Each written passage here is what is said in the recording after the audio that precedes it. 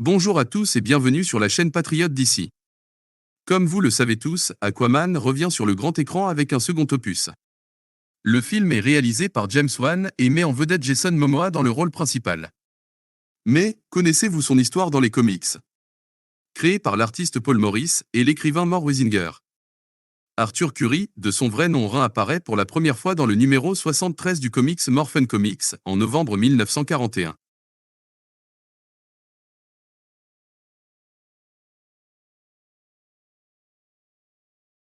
Fils du magicien Atlan et de la reine d'Atlantis, Atlana.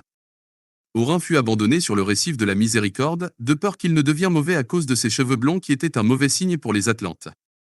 Cependant, le bébé survécut. Il est alors recueilli par un groupe de dauphins et adopté par une femelle qui s'appelle Porm. Il fut nommé Swimmer par cette dernière. Il grandit alors avec elle. Adolescent, il se rendit sur le rivage et découvrit un phare habité par un homme qui s'appelle Arthur Curry. Il devint alors comme un père pour Orin.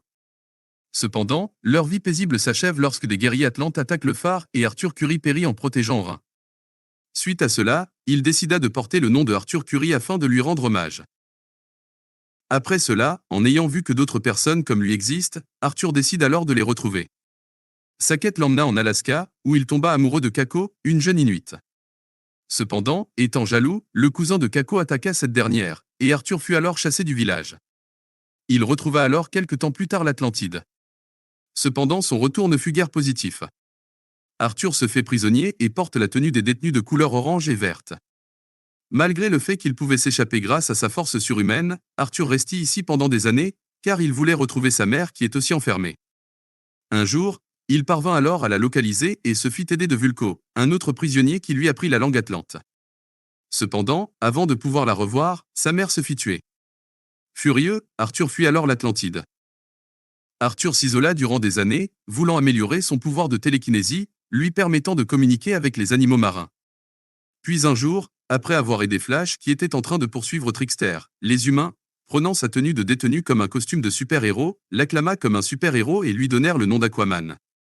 Puis, les médias du monde entier célébrèrent l'arrivée d'un nouveau méta-humain prêt à protéger l'humanité contre les plus faibles.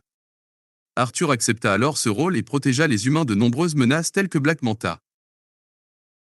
Puis après être revenu en Atlantide, le justicier fut acclamé et accueilli comme un héros, car après son départ, l'Atlantide avait elle aussi changé. Son évasion avait engendré une révolution. Un nouveau gouvernement a vu le jour, avec Vulko en tant que membre.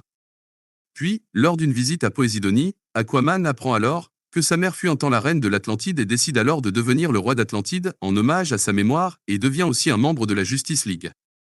Il rencontrera aussi Mera et aura un enfant avec elle.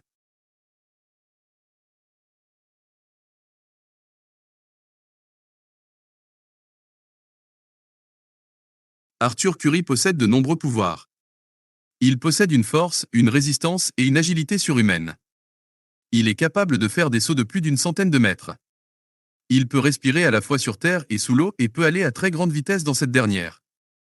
Il possède aussi la faculté de pouvoir communiquer avec des animaux marins, et il peut voir dans les abysses les plus sombres comme en plein jour. Il possède aussi un trident, lui permettant de maîtriser les éléments.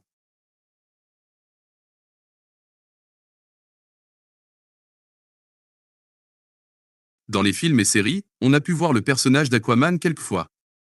Vous pouvez le retrouver dans la série Smallville dès la saison 5, où il est joué par Alan Ritchson ou bien encore dans le film d'animation La Ligue des Justiciers, Le Trône d'Atlantide. Il apparaît aussi dans le film Justice League de 2017, ainsi que dans la Snyder Cut de 2021. On le retrouve aussi dans son film solo Aquaman sorti en 2018.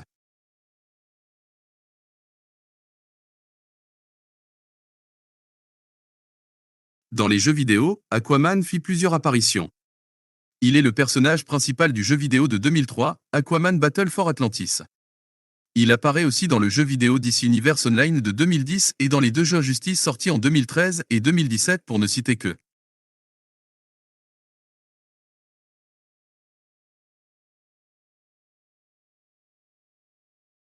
Voici quelques comics en lien avec Aquaman que je vous recommande. Les 5 tomes du comics Aquaman Rebirth ou bien encore les 3 tomes du comics Arthur Curry Aquaman.